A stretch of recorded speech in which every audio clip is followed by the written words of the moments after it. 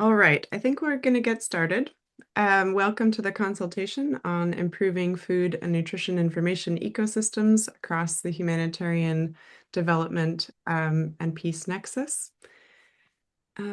Just a few welcome notes. Today we're gathered here to collect insights and share with you some of the findings and results and outcomes from a meeting that happened this summer on this topic, bringing together lots of different diverse perspectives. But this is also the design of this session is to really gather your thoughts and perspectives around issues in this space, how it's affecting you and your work, your organizations, and then actually does gather information that will help us collectively prioritize transformative actions both in the short and long term.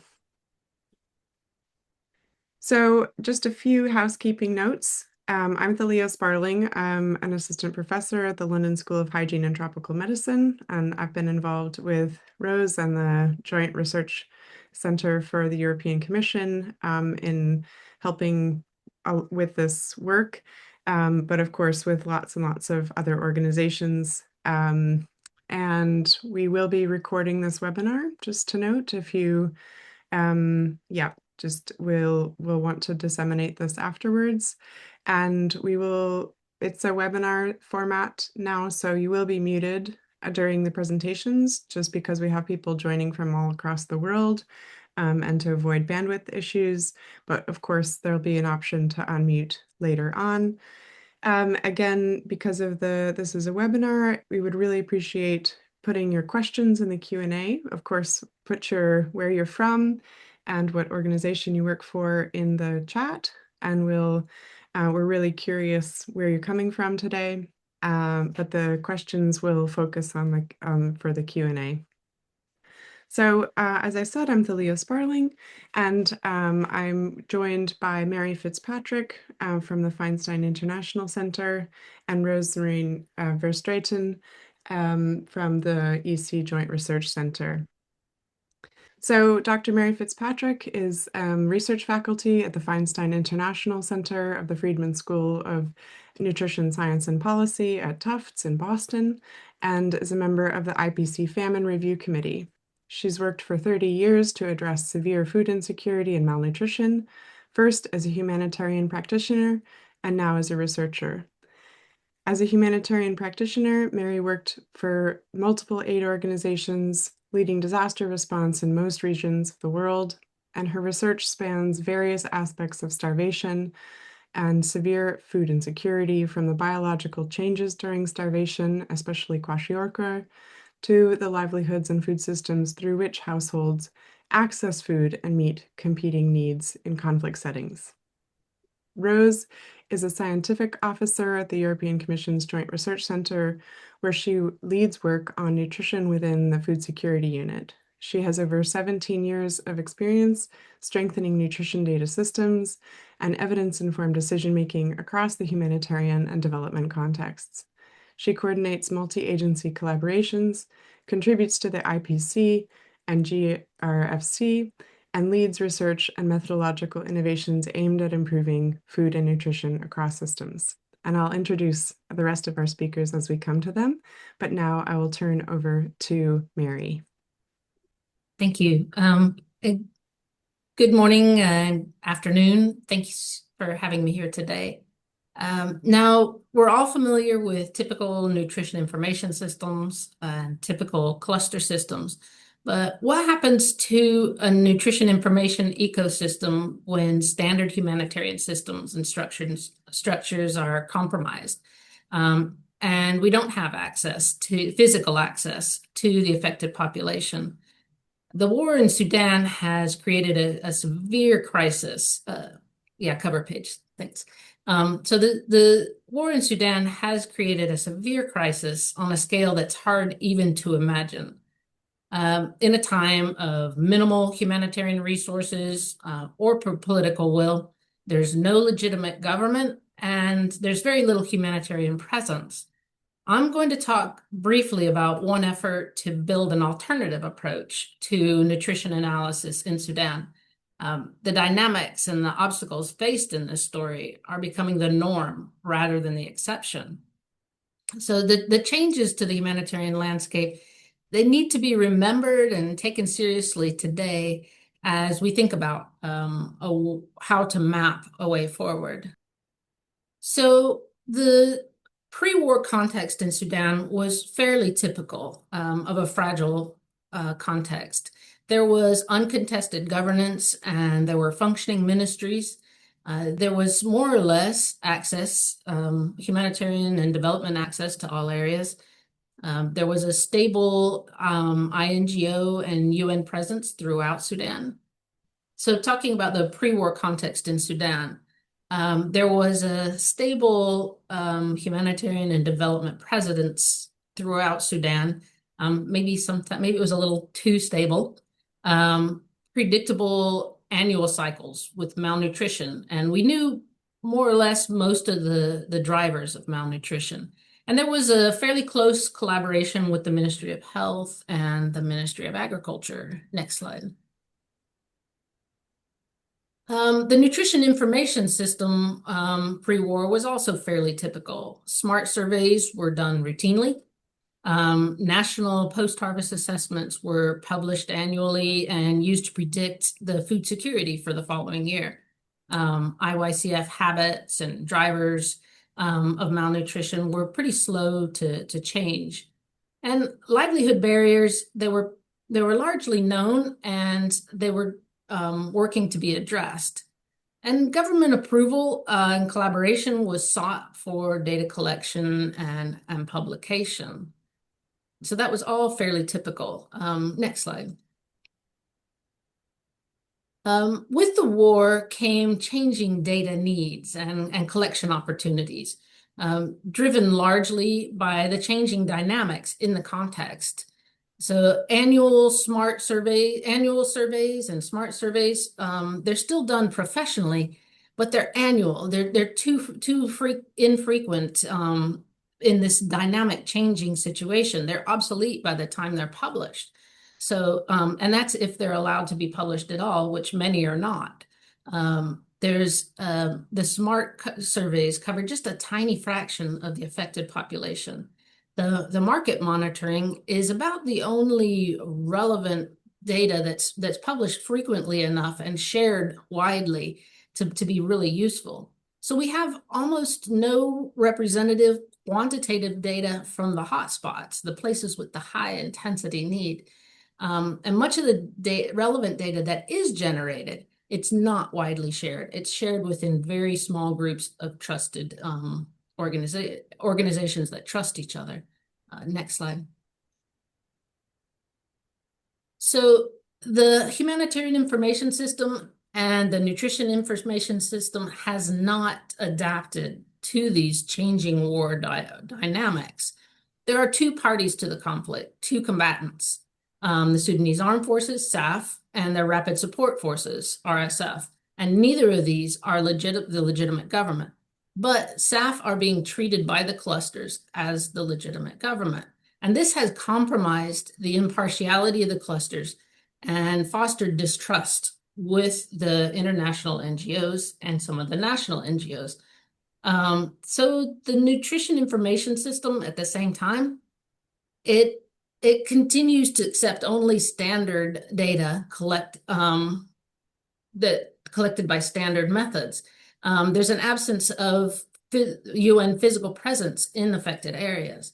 And the result is there's a dysfunctional humanitarian information system and nutrition information system. And this results in a poor understanding of the nutrition situation.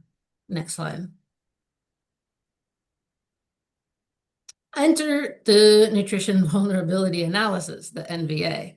This is a WFP UNICEF adaptation to analysis of nutrition in crises, specifically for data scarce contexts. The purpose is to really to create more of an understanding of the context than it is to apply a standard score. Though there is a transparent scoring process to facilitate an understanding of the severity of the situation and trends over time. It's making the most of the available, reliable, timely data. It's saying, what can we say from the data we do have? And it seeks to have contextually informed insights from the people participating in the data collection, or living in those areas. Next slide. There were some real major obstacles to overcome for the NVA to be successful. The partner distrust of the humanitarian country team and amongst partners really impeded the flow of the information. And the NVA facilitators worked hard to develop direct personal relationships with individual partners to overcome some of that distress. And it did increase some of the data sharing, but still that flow of information remained very hesitant. And there was still this persistent demand for standard data methods like the SMART surveys. And part of this was that there was personal and organizational investment that had been made in those standard approaches. Certain agencies were known for doing certain surveys. And SAF was embedded in those in standard approaches. They were reluctant to approve any data collection that was not standard. And there was an inability in this whole nutrition information system to see that there were gaps or to consider alternate approaches. Next slide. But there was some real success. The NVA was able to focus on high need areas rather than losing effort trying to evaluate the whole country. And this produced timely description of the nutrition situation, providing a clear, unified understanding of the situation. And that allowed communication. It was cited in reports to donors. It was used by donors and advocates. There were some significant methodological lessons learned, and that facilitated implementation of the NVA in other places like Myanmar. Next slide. So this is a table from that NVA report, and it shows it's got food, services, practices. Not just the nutrition outcomes, though it does include that. And then it's got it by state. And you can see it says, I don't know if you can, it's kind of small, but it says likely in each. So this is because the NVA does not depend on the hard, precise thresholds that the IPC does. Rather, it's striving for a more holistic judgment based on the available evidence. And where even that is sketchy, you see it's in gray. But without structural acceptance, without the NVA was housed in the Sudan National Nutrition Cluster, and there was a lot of distrust for that, and that continued to limit the flow of information. And the humanitarian country team just never really understood and supported the NVA. So it was not sustainable without that internal ownership. I'm sorry, can you go 2 slides forward? So the area-based coordination has kind of emerged. There was some organic collaboration and information that started emerging where clusters of actors where they naturally interacted. At the same time, within the CASH consortium, subgroups sort of spontaneously started sharing experiences and working together. And so building on these, we're now trying to formalize an area-based coordination system with donor support. But the problems are that these are continuing to be, the clusters are continuing to try to impose controls. So we do have some lessons from this, and the big lesson is nutrition information systems must adapt to the current changes in the humanitarian context, or they will die. There are huge shifts in the humanitarian context. There's a lack of humanitarian access, politicization of humanitarian information, the cuts in the funding. This is not just Sudan. This is throughout. We're seeing this in multiple contexts. So as we go through this week, or through this day, let's keep these in mind. Thank you. Thanks so much. Um, that was fantastic. Just painting a real picture of various multi-layered issues of context and operational barriers and challenges, and then what people have done to try to overcome them and ways that that worked and didn't work. So thank you very much for those insights, and I'll pass over now to Rose.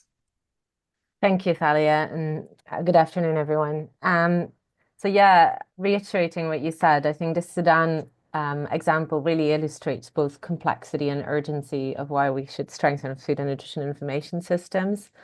And as was already indicated by Mary, these challenges aren't unique. There's similar barriers and opportunities that appear across different contexts. Now, with this sort of grounding example in the backs of our mind, let's turn to a pathway for actually doing that. So having a set of ideas and activities that are actually directly responding to these type of challenges across the humanitarian development peace nexus.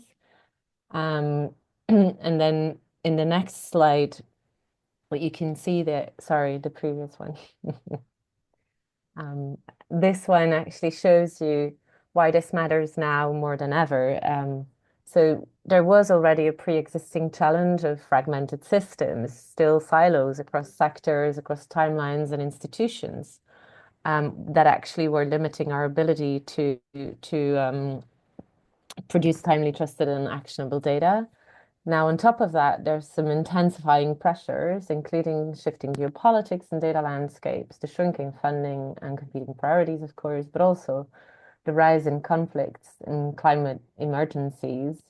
And all of that together is actually in the next slide, you could see that this is disrupting global as well as national data infrastructure.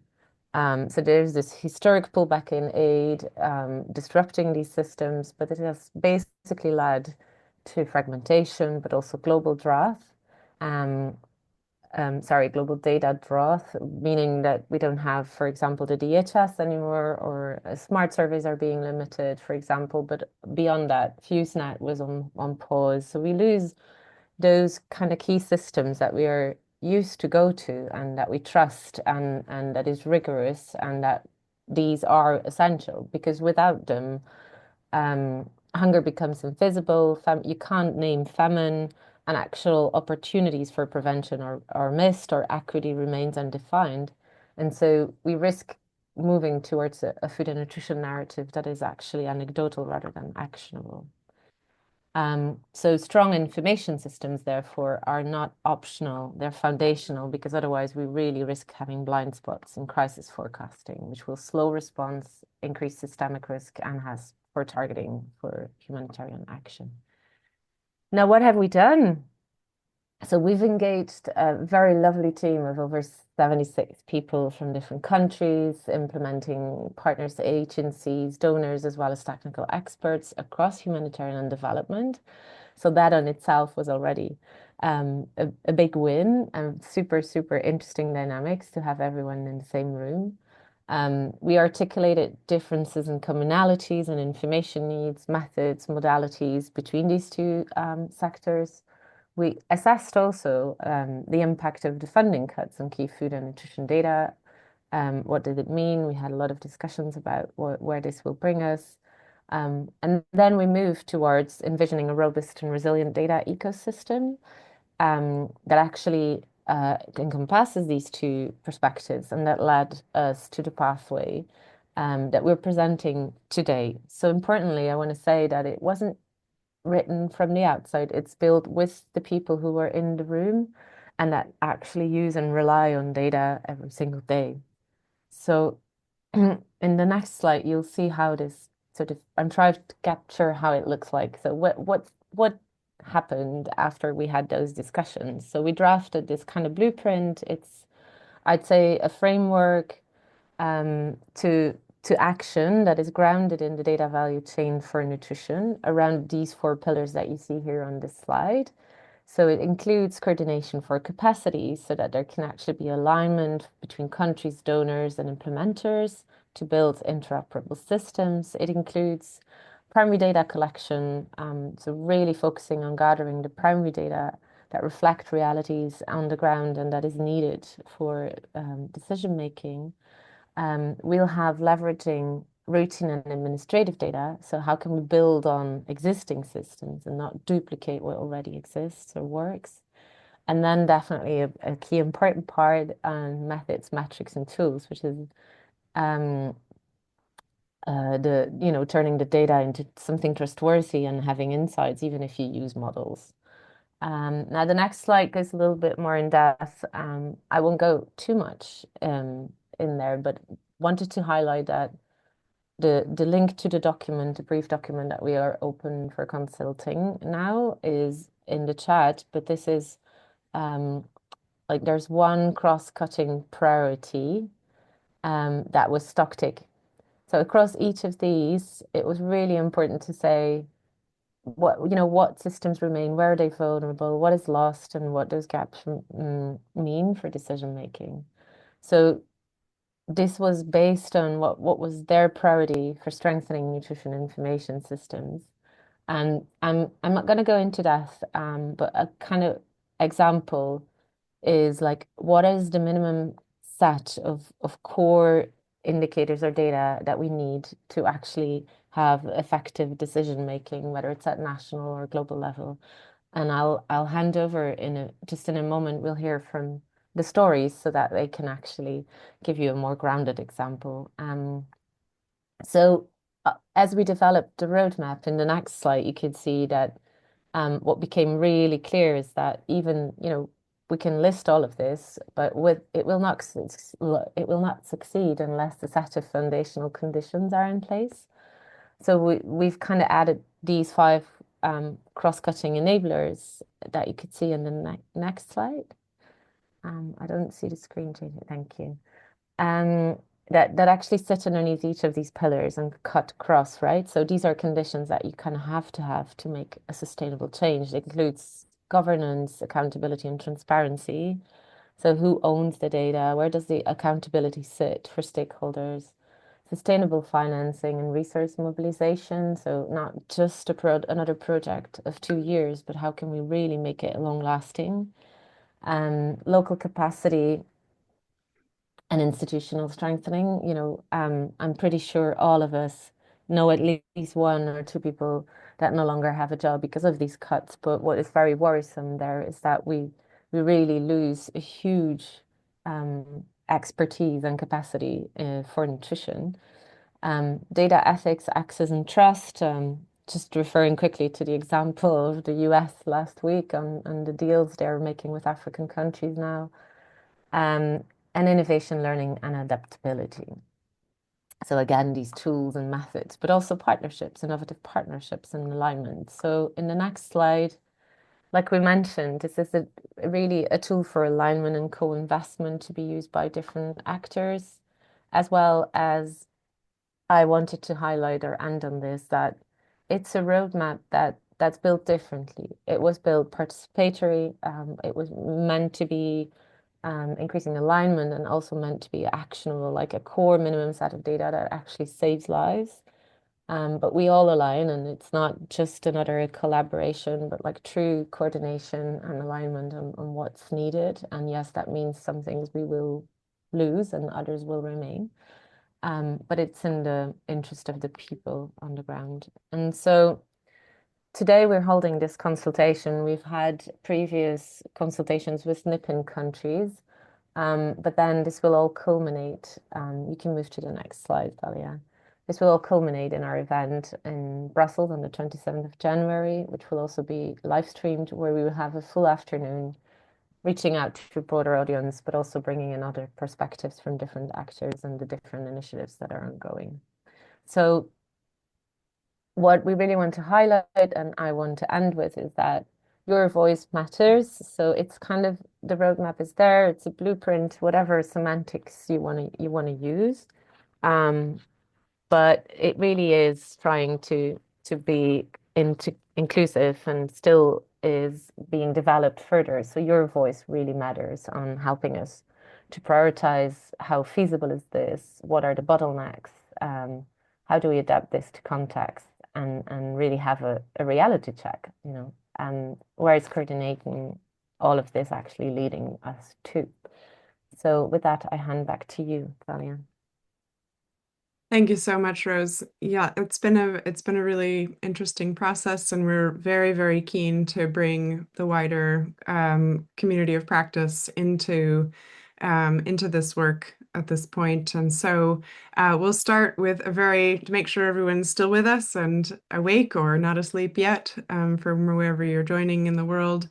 We thought we would gather a few quick opinions. There's going to be a survey that we would really appreciate people contributing to, that will inform the document itself, the roadmap, and also ground it in experience that will launch after. But for the moment, we wanted to ask the audience here today, which pillar of these four is the most relevant to your work.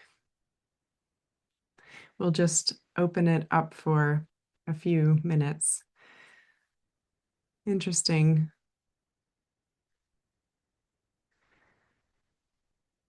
I see that a big push on the coordination for capacity, especially, as well as metrics, methods, and tools. Second.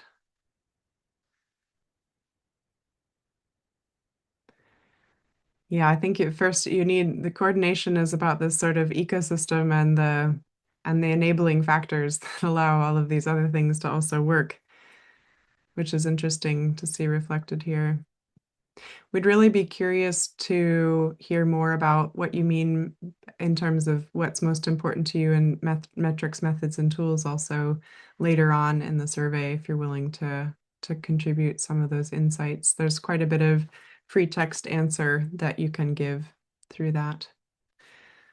Okay, I think we've stabilized, so I'm going to end this poll now. We have about, great.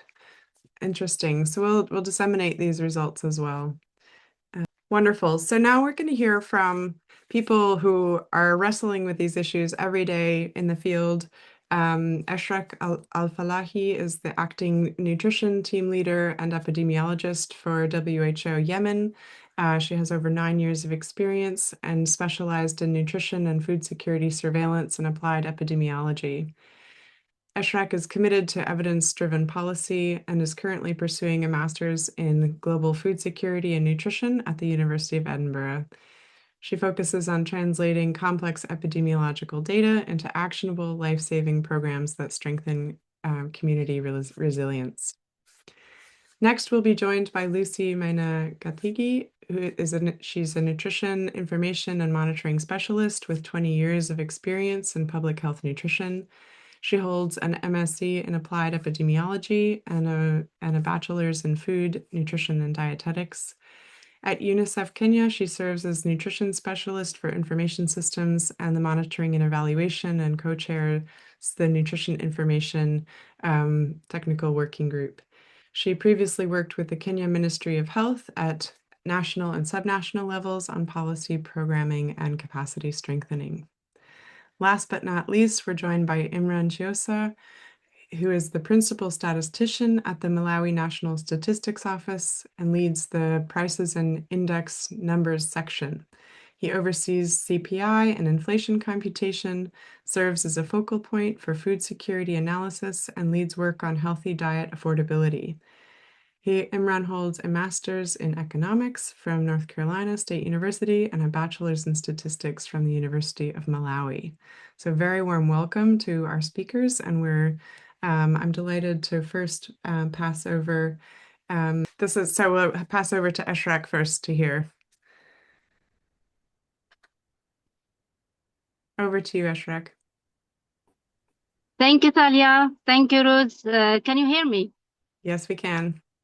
Yes. So after the introduction by Ruth and also the scenario we heard from Mary, let me take you to a district in Yemen. Imagine a health or agriculture officer sitting at a wooden desk, surrounded by stacks of paper and slow internet connection. Every day they collect data, births, malnutrition cases, crop yields, but the data rarely travels beyond the district walls.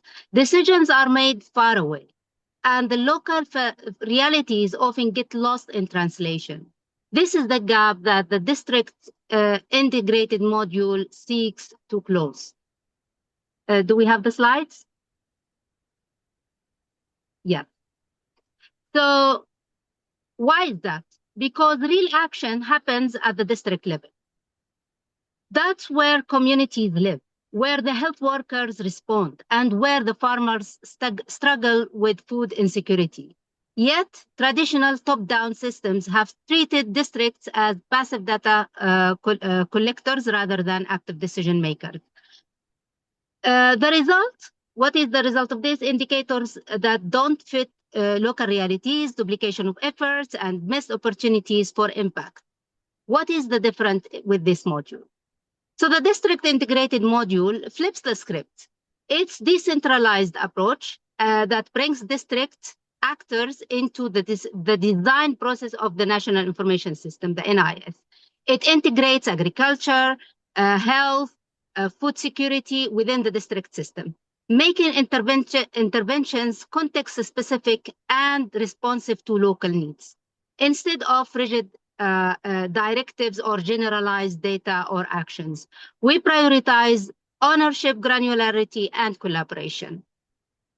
How does this connect to the roadmap pillars? We think that this module translates the 4 pillars. So in coordination for capacity, the module thinks of district not as an implementer, but as co-designer. So we create district-level coordination platforms that align with the national leadership, yet allow flexibility. Multi-sector actors, agriculture, nutrition, food security, sits at the same table, sometimes in the same room.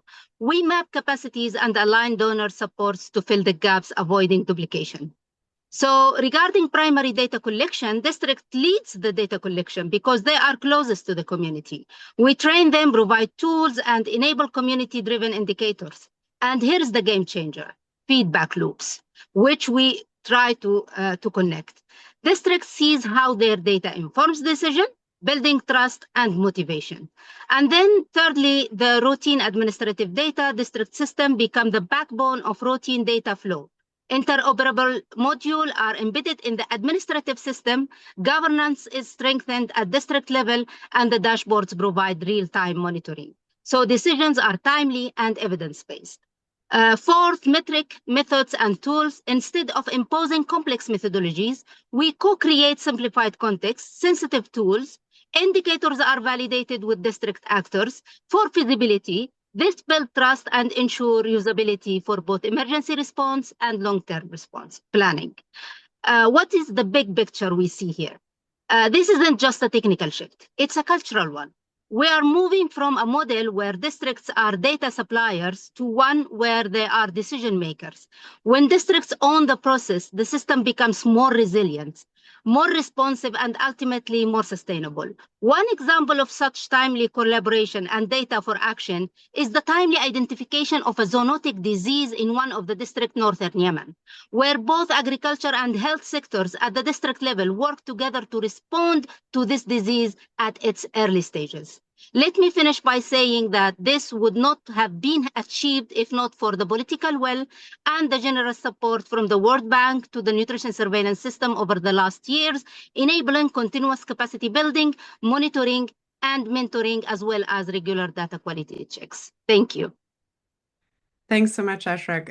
It's fascinating to see the progress you've made in really transitioning some of these data systems to something that is much more grounded and locally focused, where there's much more potential for buy-in and localized understanding. So that was fascinating to see. Next, we're going to turn to Lucy in Kenya. Yeah, thank you, Talia. And I'm going to take us through the nutrition integration journey in the Kenya Health Information System. And I'm going to first touch on the background. Kenya is usually faced with food and nutrition security crisis, mainly driven by drought. To address situation monitoring and monitoring needs, we have a government-led information system, which is supported by partners across the nutrition sector. And this operates under the Kenya Monitoring and Evaluation Framework. And to the more topic of the day, since 2011, nutrition data elements and indicators are well integrated within the national routine system, that is the DHIS2, with system improvement and interoperability enhancements that have happened since then.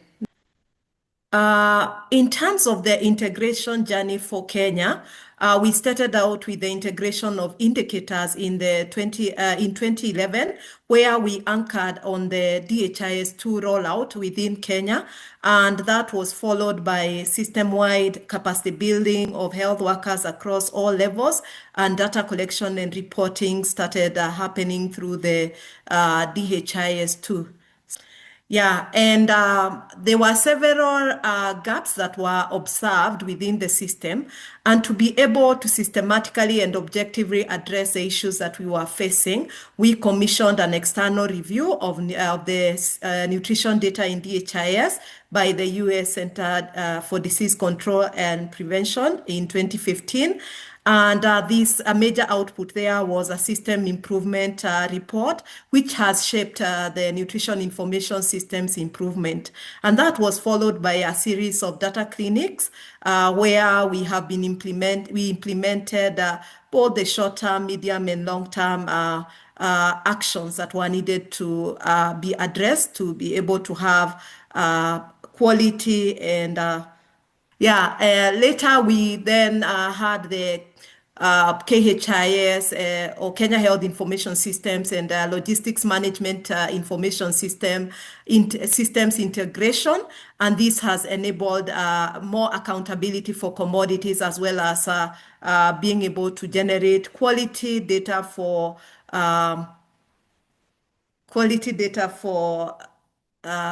programming. What we have been able to see as our key wins as well as lessons from Kenya is first, with this integration of nutrition in national structures, then there is quite a bit of country ownership across all levels. The other thing that has happened is being able to, in a systematic manner, enhance the data quality as well as standardization as all partners are rallying around a common coordination framework. We have seen improved availability and timeliness of data, and this is particularly important when we have been faced by shocks that prevent us from collecting data at household level, such as the COVID-19, as well as the USG stop work order, where we have not been able to carry out our regular surveys.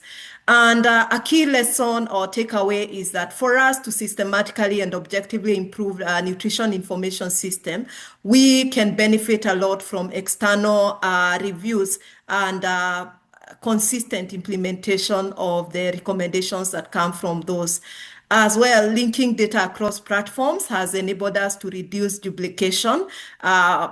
Previously, before we integrated KHIS and the LMIS, we used to have an issue where health workers would have to enter data in both systems. This has since been addressed, where data is only entered within the KHIS and the same is visualized through the LMIS for use by supplies teams. The other thing is that ongoing investment in training as well as collaboration is a key enabler. And what has also really catalyzed information systems in Kenya, improvement of information systems in Kenya, is dedicated technical support, where we have had staff that are embedded within the government, particularly from UNICEF, who spend their day-to-day on actually supporting the government officials across all levels. Also, clear policies and governance frameworks underpin trust, because we had to really transition from parallel to common systems, and for partners in different quarters to be able to abandon what they were doing and join the national structures, we really had to have the frameworks right. Next. We have also faced a few challenges where, for example, we have had data quality issues due to manual entries of data. And with this, we are then digitizing our systems in Kenya. It is still at initial stages, but it is a journey we are taking. We have had stock out of tools, limited capacity, particularly where we have the staff at facility level having very high workload due to multiple registers. We also have had gaps in data utilization where a lot of data is collected within the system but not necessarily analyzed to inform programming, as well as inadequate supportive supervision driven by limited resources to be able to conduct routine monitoring and supportive supervision. Next. In conclusion, we can confidently say that routine and administrative data systems have proven over time, particularly for Kenya, to be the most sustainable, functional and sustainable system, even during shocks, as they are embedded within existing systems, and they have continued to function in Kenya despite disruptions, which has ensured continuity in monitoring and reporting, particularly during shocks. And this lies in the institutional ownership, standardized procedures, and integration in the day-to-day operations of health workers across the system. And this, we have seen, actually has enhanced preparedness and response capacity in the country. Thanks, and over to you, Tari. Yeah, thank you so much, Lucy. That's wonderful. It's really, really interesting to see how powerful the routine and administrative data systems have been there in Kenya, and including across contexts, that they're very stable, and the more you put into them, the more you have that as a regular source of reliable information, and there's a lot of trust and knowledge that gets built around those routine systems. Now I'm going to hand over to Imran in Malawi to share his experiences about costs of healthy diets and price monitoring in general in Malawi. Thank you so much, Imran. Yeah, thank you so much, Athalia. And hello, everyone. Today, I'll share how Malawi is transforming routine price data into actionable evidence for nutrition and food security. This work bridges economics and nutrition policy, ensuring that access to nutritious food remains central to food security conversation. Next slide, please. Let me start with a practical example.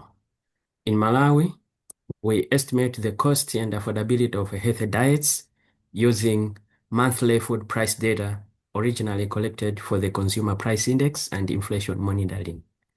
This approach leverages existing systems, making it cost-effective and practical for resource-limited settings like ours. To make this evidence actionable, we publish monthly COHD bulletins that provide policymakers with timely insights on diet affordability and emerging trends. These bulletins are backed by rigorous price validation processes that minimize inconsistencies and strengthen data quality. More importantly, COHD goes beyond just tracking prices, as it connects them to nutrition access, that's guiding social cash transfer programs, as well as the agricultural policy decisions. Next slide. Progress hasn't come without challenges. Firstly, the paper-based questionnaires slow validation and increase errors. And also, data is fragmented across individual computers, creating risks of loss, as we learned during a system crash some few years back. These delays limit timely decisions. And if we want to respond quickly to shocks like price spikes, we need faster and more reliable systems. Next slide. Now, how does this connect to the roadmap? We are strengthening 3 pillars.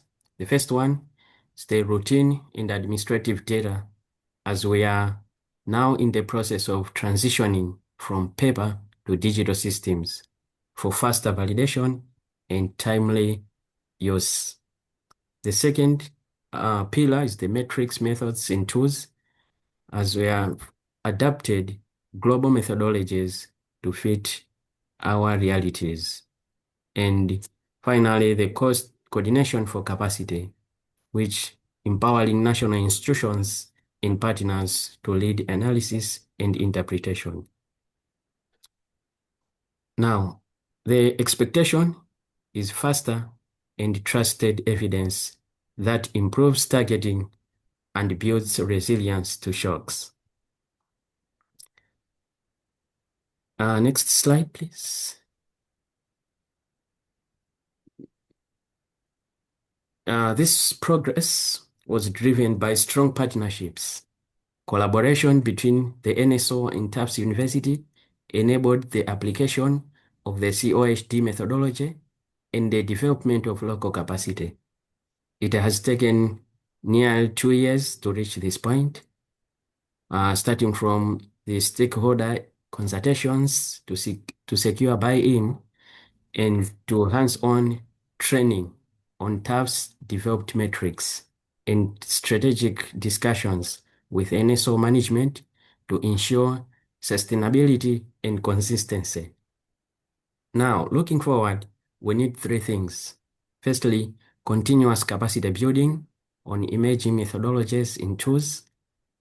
And more importantly, digital systems, investment in digital systems for real-time data processing and storage. And finally, the expanded market coverage for granular insights.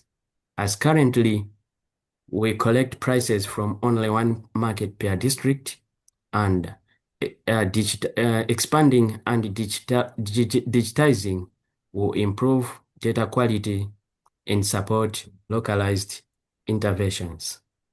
Next slide.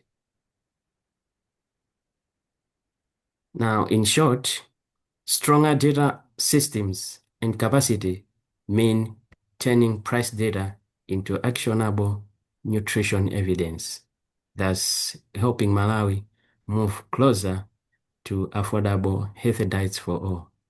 Thank you so much. And back to Thania. So these are such fantastic stories. I'm just going to go backwards one. Thank you so much, Imran. It's fantastic to see how far Malawi has come, and following the example of Ghana and Tanzania and other countries that are really working to understand prices and market forces and how that impacts nutrition and health, and using it as a monitoring tool, not just for in a development context, but also for shocks and trends that start to be seen in those markets earlier on. So it's just really, these are really, really rich examples. I think overall,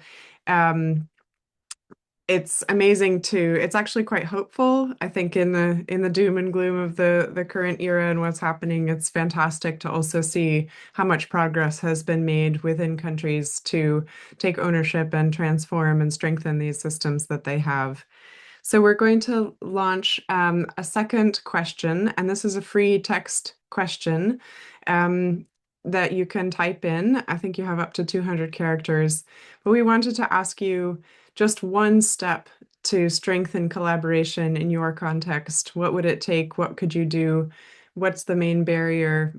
We'll use all of this information as we go forward.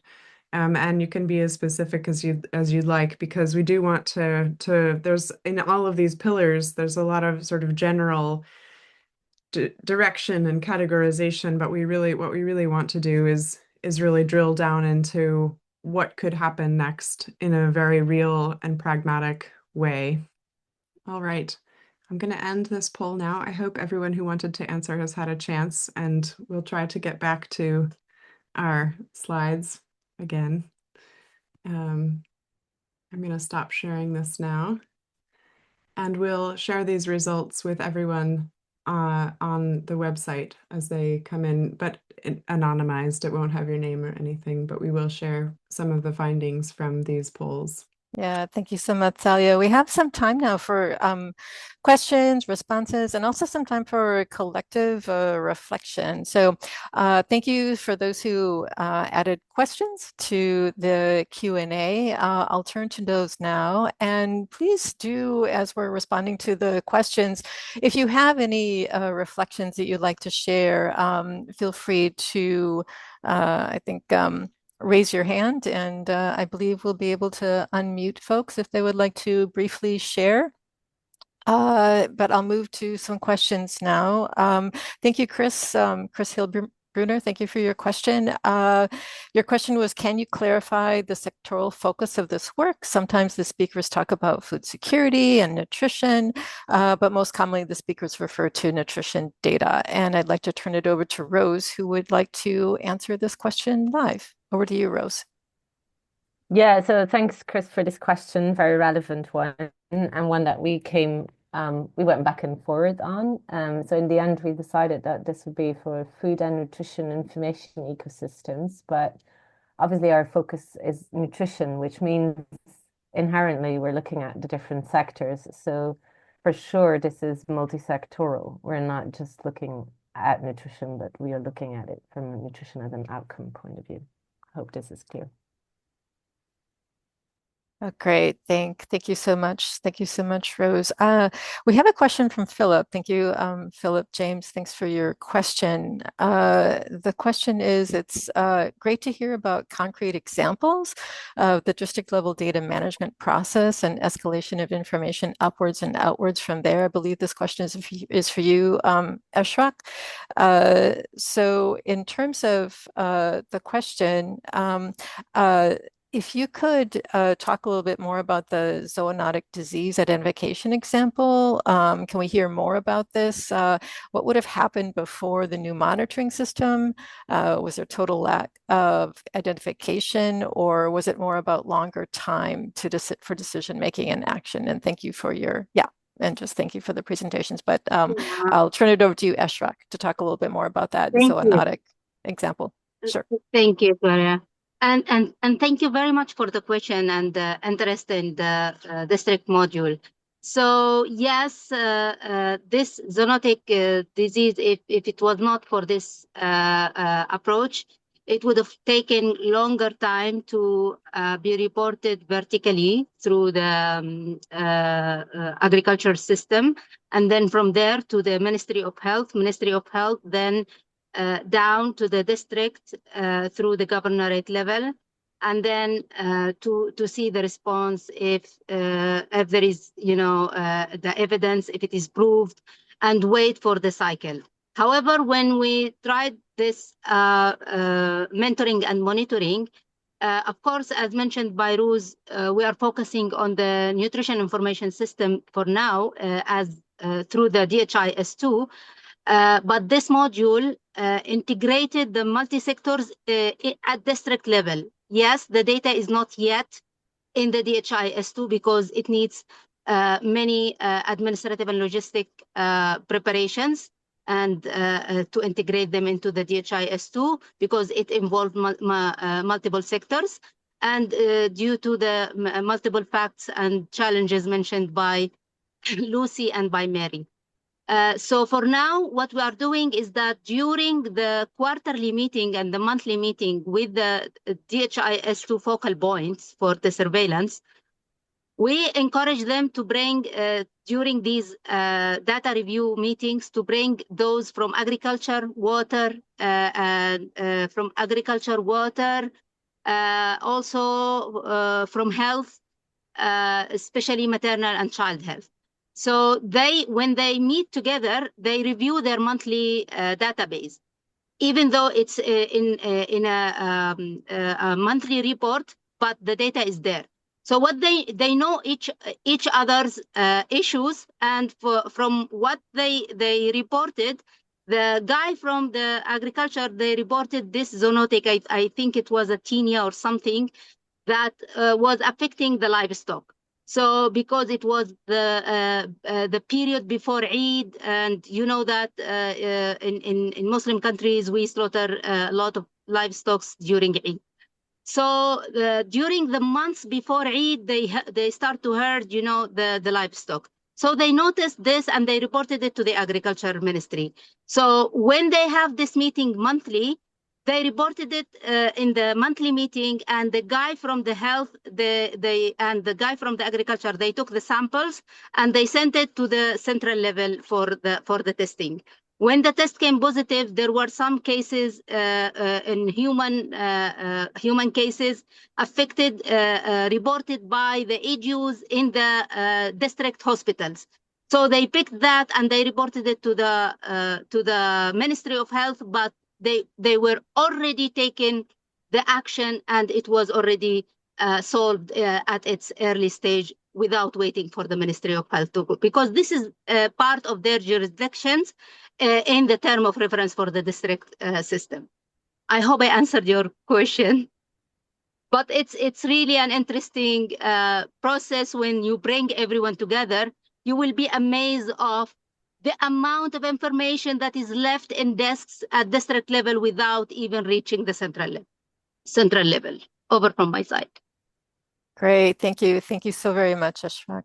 I just wanted to check, are there any raised hands? Does anyone want to share any reflections? Let me know if you see, Thalia, any raised hands.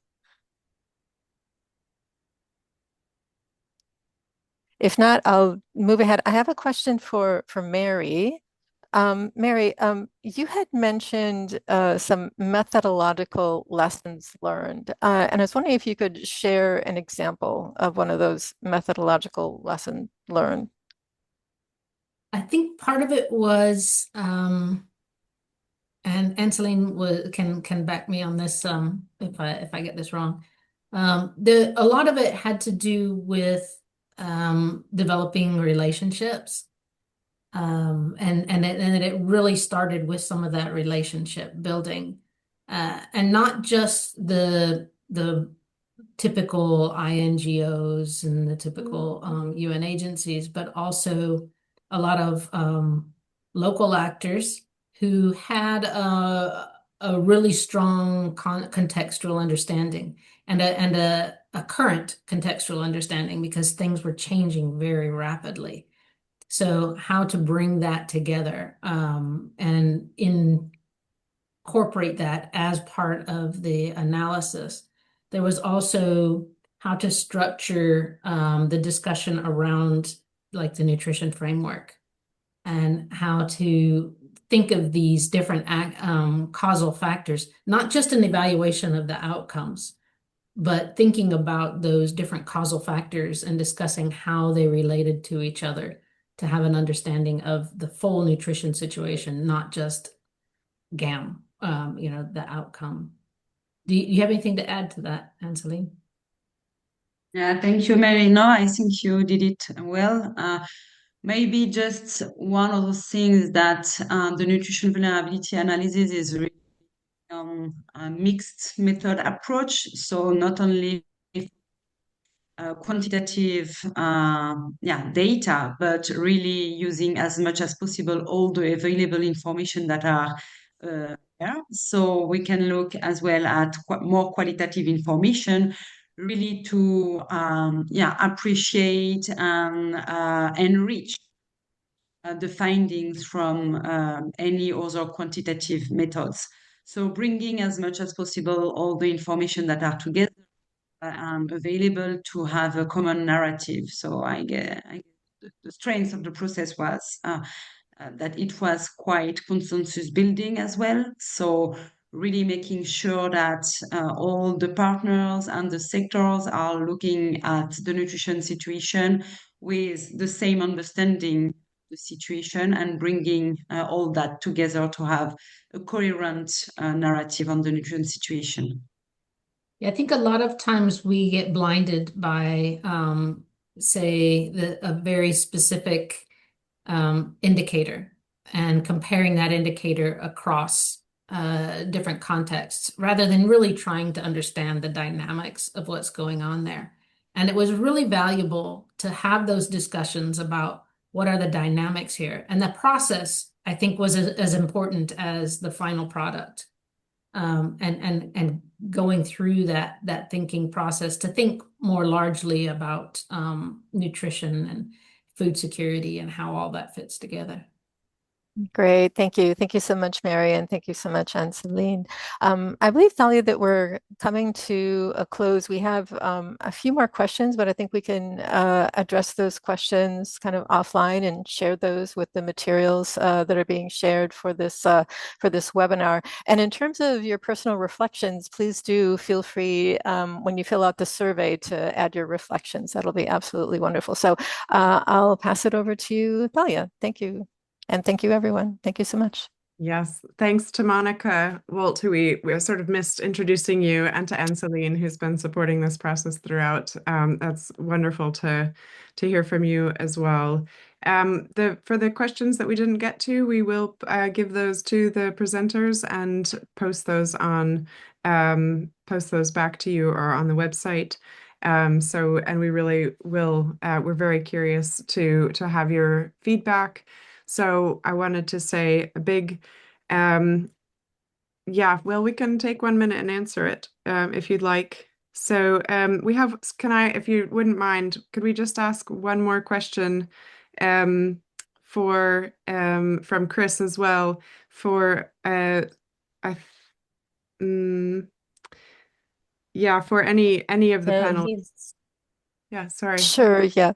Yeah. Chris was asking, given the reductions in funding we've seen over the past year, would a panelist see as the most important areas of information systems to be protected or researched? I know, Rose, you mentioned that you'd like to answer this question. Please go ahead. I think any of us panelists can answer, but I'm happy to give it a first go and hand over to the country, our storytellers, actually. Absolutely, please go ahead. So I kind of want to summarize what we discussed during the workshop, right? So it was really all about also protecting the core functions of these systems that actually are part of visualizing risk, enabling timely decisions. So it's what is the essential high quality primary data that we need. And so there was a big debate on how do you define this core set of indicators across different sectors. How do you decide if one gets it in and when another not? So there was that was tied to some research as well. I think another point that was laid out was also build on what's already there.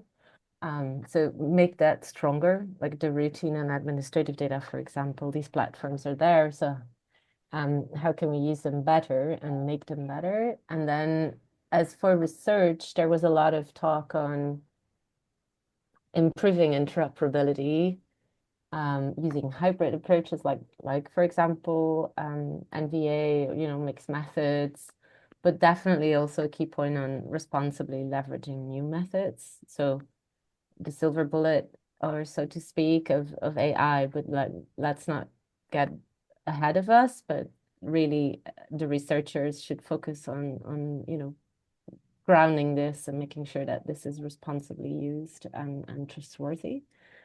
Thanks. We need to wrap up. That's yes.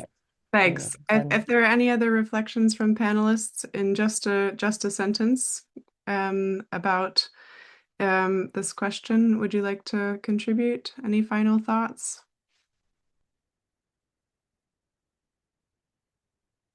Hi, Rose. Can I go? Go for it, Ashrak. Yes. I think monitoring and mentoring is very important to keep and to enable, because continuous capacity building is a must in fragile context. So for them, they know the tools, they know the data, how the flow, but they really need continuous capacity building and supportive supervision. So this is one key things that I think we should not compromise over. Thanks, Ashrak. I know, Mary, you had a thought as well. Yeah, I would like to say that protecting the independence of the different actors to really express themselves, to be able to really explore some of the nutrition issues. Sometimes they're stifled, sometimes they're afraid to speak out in the politically charged system. To be able to submit material that's not the standard SMART surveys, but to have their opinions and what they're seeing included. And sometimes that requires shielding them. And so as it's not just a problem of funding, but with that reduction in funding, there's a lot more pressure. And we're just not going to be able to fund SMART surveys. We need to be able to use what data is available. And I think that flexibility needs to be protected.